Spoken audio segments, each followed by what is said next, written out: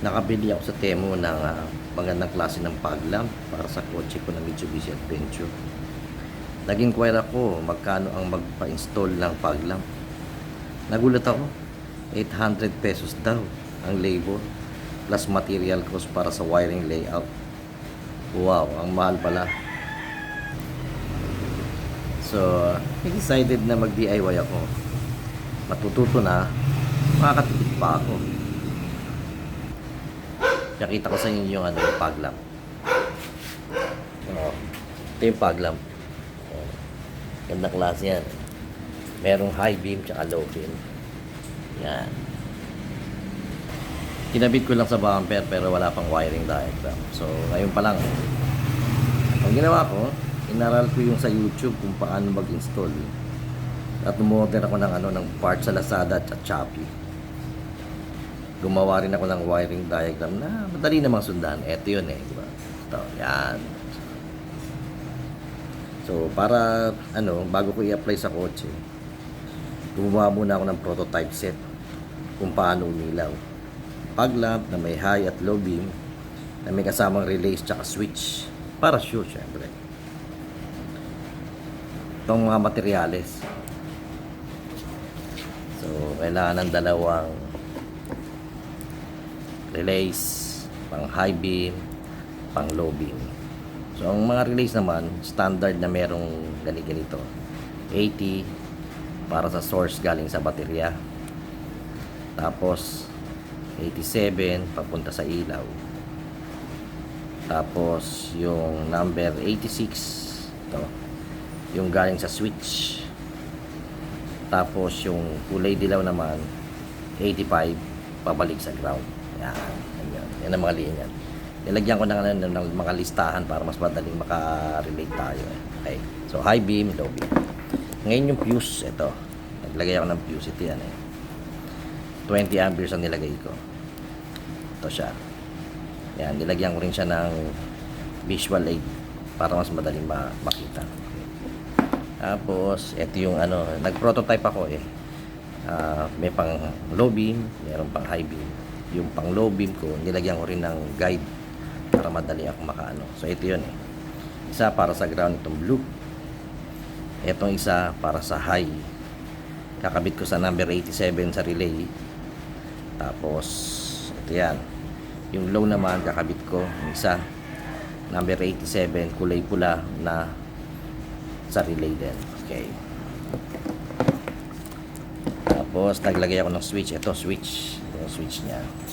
Nakita natin sa diagram ito, switch. Meron 3 linya. Ito, papunta ng baterya. Yung isa naman, papunta sa number 86. Kulay itim na relay para sa low. Ito yun. Yan. Tapos yung isa naman linya, ito, para sa relay naman, kulay itim din, number 86. Papunta naman sa high para sa high beam ito. Yan, ito yan. Okay. Ngayon yung battery natin. Yan, battery. So, ito battery. Meron siyang linya para sa ground. Common naman yun. So, ito yun. Ground. Para sa tatlo yan. Ito para sa ground ng ilaw. Ito naman para sa ground ng high beam. Kakabit natin sa kulay dilaw ng ng relay. Number 85 yun. Yan. Mapansin ito. Yan. Dito. Okay. Tapos ito naman para sa low naman. Ganon din. Number 85 din.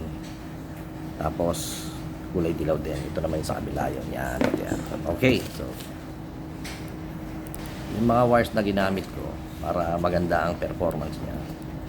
Yung galing lahat ng baterya papunta sa relay na number 30, dapat puro makakapal. Number 40 ang ginamit ko.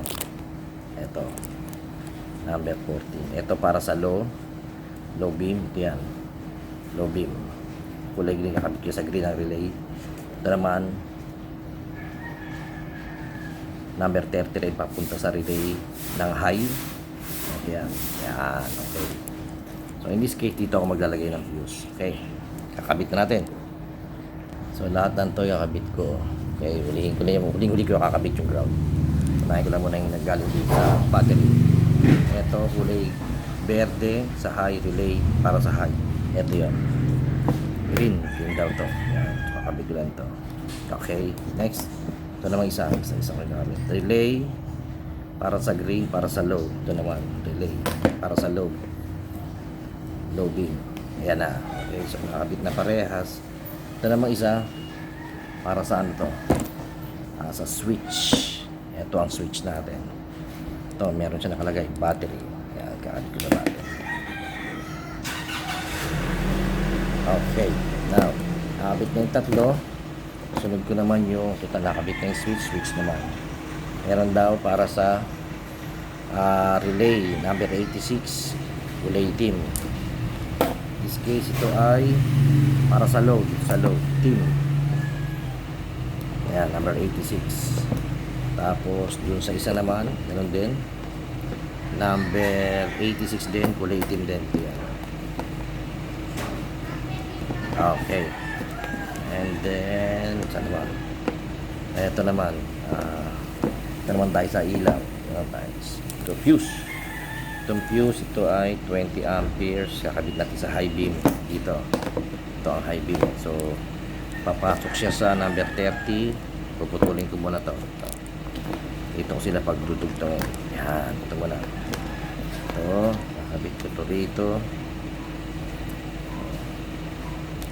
Tapos ito naman, nakabit ko sa kabila. Kaya para meron siyang fuse. Okay, so may fuse na tayo. Tapos kakabit ko. Ito namang ilaw. So ilaw sabi 87. Ito para sa high beam to. 87. Ang high beam niya, hanapin natin dito sa tatlong linya ng ilaw. High beam, low, relay, high beam. Ito yan. Okay, so ito ikakabit ko naman para sa low beam. Galing dito sa kabilang relay. Ito. Ayan, kabit na siya. So next naman ito, sa ground to eh. So it seems like nakakabit na lahat. Kabit na lang natin lahat ang ito muna. Ito ay para sa switch. Ito, switch. Kakabit ito sa battery. Alas siguro ito ano. Ayan, nakakabit na. Okay, nakakabit na. Ground na lang wala. Ito para sa ground sa ano to? Ground sa lamp. Ayan, nakalagay. Ground lamp. Kabit na ito sa ground lamp. Okay, prototype lang naman to eh. So ito, ground para sa number 85 na yellow relay. Ito ko siya ikakabit. Ano lang to, prototype. Tapos itong isa para sa high naman ito. Ground ng high. Kaya ilaw. Oh. So, ito. Ground, high, yellow, number 85. So, ito na. Yan. Ngayon, matitesting na natin. So, isa para sa low, isa para sa high. Subukan muna natin itong linya na to. Ito high ito eh. Pag ginanon high, susubukan muna natin itong linya na to sa low. Low. Pag ginanon ko, low. Ayun, low. Umilaw nga, low. Ngayon, i-off ko muna. Lalagay ko sa gitna. Off. Pag nilagay ko rito, yung high naman ang iilaw. Itong ilaw na to. Ayan. Ayan, high. Okay. So, turn off. Tagumpay po tayo. Tested na. Ikakabit ko na sa adventure ko. Yung next video ko nga pala, yung actual naman ng pag-wiring ko doon sa kotse mismo. At saka kung paano ko install yung plug lang sa bumper ng adventure. Pakiabangan na lang. At salamat po sa panonood.